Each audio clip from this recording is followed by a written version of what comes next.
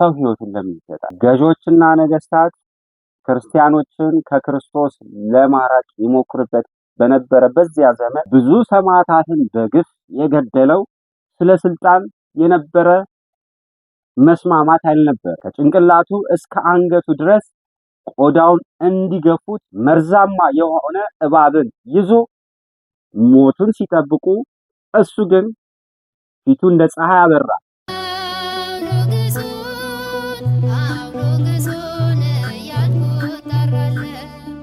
በስመ አብ ወወልድ ወመንፈስ ቅዱስ አሐዱ አምላክ አሜን። የክርስቶስ ቤተሰቦች እንደምን ቆያችሁ? እንደምን እስከዚህ ሰዓት ደረሳችሁ? አሜን። እግዚአብሔር ስሙ የተመሰገነ ይሁን። የአውሎክሶን ዘቅዱሳን ሚዲያ ቤተሰቦች እንዲሁም በዓለም ላይ ያላችሁ የእግዚአብሔር የእጁ ፍጥረቶች እንደምን ቆያችሁ? እንደምን እስከዚህ ሰዓት ደረሳችሁ? አሜን። እግዚአብሔር ስሙ የተመሰገነ ይሁን። ዛሬ አንድ ጥያቄ ልጠይቃችሁ። ሰው ለምን ሕይወቱን ይሰጣል?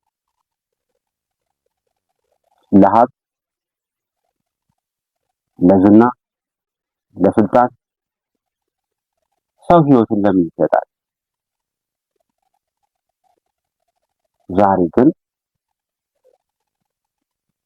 ሕይወቱን ለክርስቶስ አሳልፎ ስለሰጠው ስለ ቅዱስ አበስኪሮን እነግራችኋለሁ። አብራችሁ ቆዩ። ዘመነ ሰማዕታት ተብሎ በሚታወቀው በዚያ ዘመን ክርስቲያኖች ስለ እምነታቸው ይሰቃዩ፣ ይገደሉ፣ ገዦችና ነገስታት ክርስቲያኖችን ከክርስቶስ ለማራቅ ይሞክርበት በነበረ በዚያ ዘመን በእምነታቸው ጸንተው ሰማዕትነትን ከተቀበሉ፣ ቅድስናንና የጽድቅ አክሊልን ከተጎናጸፉ አንዱ የሆነው ቅዱስ አበስኪሮንን ዛሬ እናዘክራለን። ይህ ቅዱስ አባት የተገኘው በግብጽ ደቡባዊ ክፍል ከምትገኘው የናይል ወንዝ ተፋሰስ አጠገብ ካለች ቀሊሞን ከተባለ አንዲት ሀገር የተገኘ ቅዱስ ሰማዕት ነው። ሰማዕቱ ቅዱስ አበስኪሮን በዘመኑ ውትድርና የተከበረ የተወደደ ሙያ ስለነበር አርያኖስ ለሚባል መኮንን ካሉት ጭፍራ ወታደር አንዱ ሆኖ ያገለግል ነበር። በክህደት የታወቀውና ብዙ ሰማዕታትን በግፍ የገደለው ከሃዲ ዲዮቅልጥያኖስ የክርስትና ሃይማኖትን ትቶ አብያተ ክርስቲያናትን አዘግቶ አብያተ ጣዖታትን አስከፍቶ በመላው ግዛቱ የረከሰች የጣዖት አምልኮት እንድትመለክ መልእክት በላከ ጊዜ ይህ ቅዱስ አበስኪሮን በሕዝብ መካከል በመሆን ንጉሥንም ረገመው፣ ጣዖታቱንም ሰደበ። በዚህ ጊዜ ወታደር ስለነበር ደፍሮ እሱን ቀርቦ ሊያሰቃየው የደፈረ አንድም ሰው አልነበረም። ነገር ግን በንጉሥ አዳራሽ ውስጥ አሰሩት። በዚህ ጊዜ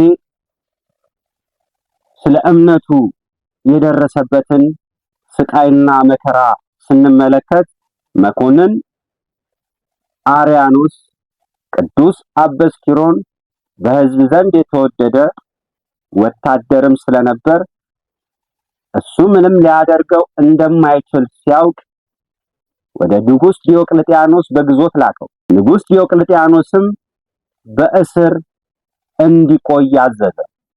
በእስር ላይ ባለ ጊዜ ልክ እንደሱ በእምነታቸው የጸኑ 5 ክርስቲያናዊ የሆኑ በውትድርና ያገለግሉ የነበሩ ሕይወታቸውን በቅድስና ይመሩ የነበሩ ወደ እርሱ በመምጣት እንዲህ አሉት፣ አንተ ለክርስቶስ ደምህን እንደምታፈስ እኛም ለክርስቶስ ደማችንን እናፈሳለን አሉት። መስማማት፣ ይህ ወዳጅነት በዓለም ላይ እንዳለው ስለ ክብር፣ ስለ ገንዘብ፣ ስለ ዝና፣ ስለ ስልጣን የነበረ መስማማት አልነበረ። ስለ ክርስቶስ ራሳቸውን ደማቸውን ለማፍሰስ ምስክርነታቸውንም ለመፈጸም የነበረ መስማማት ነው እንጂ ይቺ ቅድስና የተሞላባት መስማማት ነበረች።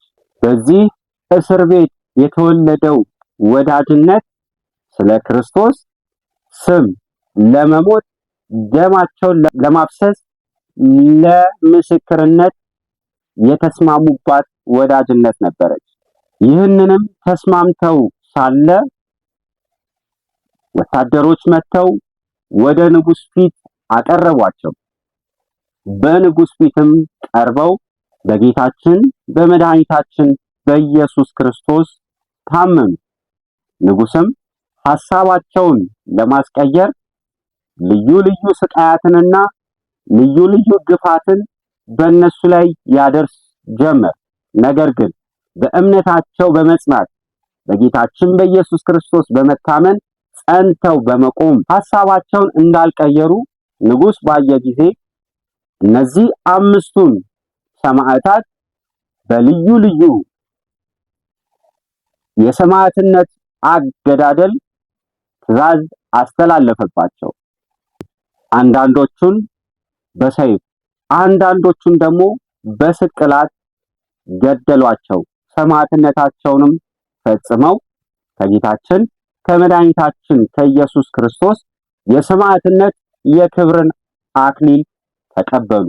ክብር ምስጋና ለሱ ይሁንና ከሃዲ ንጉሥ ዲዮቅልጥያኖስ ቅዱስ አበስኪሮንን ልዩ ልዩ ስቃያትንም ማሰቃየት ጨመረ። ብዙ ግርፋትንም እንዲገርፉት አዘዘ። እንዲሁም ከራሱ እስከ አንገቱ ድረስ ቆዳውን ገፈው በፈረስ ጅራት አስረው ከተማዋን እንዲጎተት አዘዘ። ይህንንም አደረጉበት። በብረት ምጣድ ውስጥም አድርገው አፉንም ዘግተው በወሽባ ቤት ውስጥ በሚነደው እሳት ውስጥ ጨመሩት። በእሳትም ውስጥ ሆኖ መቃጠልን ደረሰበት። በእሳትም መቃጠል ብዙ ስቃይንም በሚያደርሱበት ጊዜ ከእግዚአብሔር የታዘዘ መልአክ እየመጣ ያጽናናው፣ ያበረታው፣ ይዳስሰው፣ ይፈውሰውም ያድነውም ነበር። ብርታትንም ሰጥቶ የሰማዕትነት ተጋድሎንም እንዲፈጽም ያበረታው ይነግረውም ነበር። ከሃዲ ዲዮቅልጥያኖስም ማሰቃየቱ በሰለቸው በደከመው ጊዜ ከጠንቋዮች ከስረኞች በላይ የሆነ አንድ ስረኛ ጠንቋይ ወደሷ መጣ። ይህም ስረኛ ጠንቋይ ወደ አየር ላይ ወጥቶ ከመናፍስት ጋር ይንሾካሸክ ይነጋገርም ይመካከርም የነበረ ስረኛ ጠንቋይ ነው። ለንጉሥ ዲዮቅልጥያኖስ ቅዱስ አበስኪሮንን በወሽባ ቤት አስገብተው እንዲያስሩትና ሰማዕትነትን እየተቀበለ ባለው በቅዱስ አበስኪሮን ላይ ሽንትን እንዲደፉበት ለንጉሥ እንዲያዝ ነገረው። ይህንንም አደረጉበት። ይህ ስረኛ ጠንቋይም መርዛማ የሆነ እባብን ይዞ የድግምት ቃሉን በላዩ ላይ ደግሞበት ለሁለት ሰነጠቀው። ይህ እባብ አንዱ በአንዱ ክፍል አንዱ በአንድ ክፍል ሆነው ለሁለት ተሰነጠቀ። በዚህ ጊዜ መርዙንና የሆድ ዕቃውን አውጥቶ በወጭት ላይም አድርጎ የእባብ ሆድ ዕቃ ከመርዙ ጋር አንድ ላይ አድርጎ አበሰለው። ለቅዱስ አበስኪሮንም ይበላ ዘንድ አቀረበለት። ቅዱስ አበስኪሮንም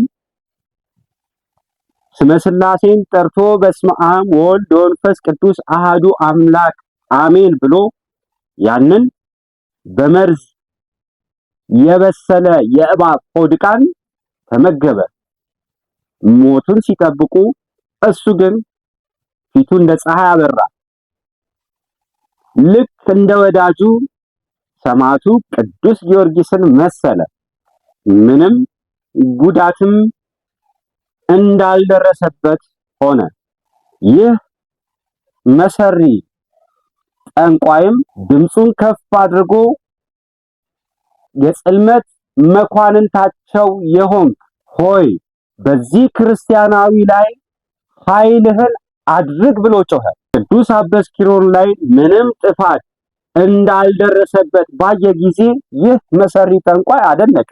በዚህ ጊዜ ቅዱስ አበስኪሮን ለዚህ መሰሪ ጠንቋይ እንዲህ ብሎ ተናገረ። አንተ ጠንቋይ መሰሪ፣ የሚረዳ ሰይጣንስ በጌታዬ በኢየሱስ ክርስቶስ ስም ወዲያውም ይህን መሰሪ ጠንቋይ ይረዳው የነበረ ሰይጣን ክብር ይግባውና በጌታችን በመድኃኒታችን በኢየሱስ ክርስቶስ እስከታመነ ድረስ እንዲህ ያሰቃየው ጀመር።